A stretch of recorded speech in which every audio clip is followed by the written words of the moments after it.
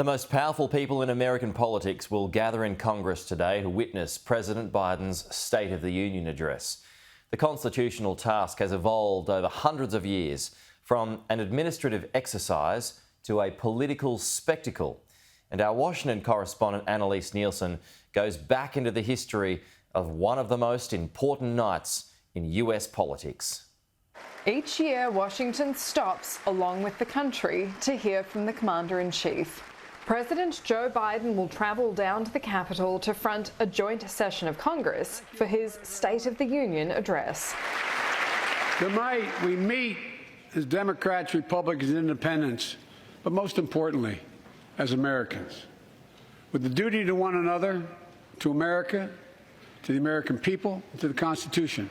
It's the only time the President, almost all the Cabinet Secretaries, the Supreme Court and Joint Chiefs of Staff come together in the same room. The US Constitution requires an annual message to Congress from the White House.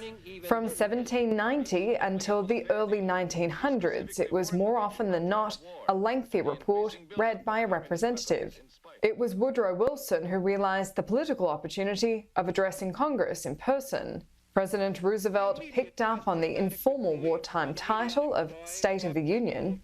Harry Truman delivered the first address broadcast on television in 1947, while Lyndon Johnson took it prime time in 1965 with an evening televised address.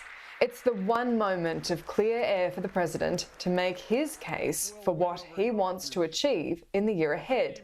We'll likely hear about the continued US funding for the war in Ukraine, as well as the looming debt ceiling crisis in Congress.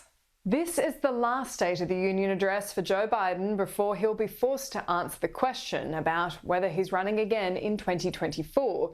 Next time around, he'll either be a candidate or a lame duck. Annalise Nielsen, Sky News,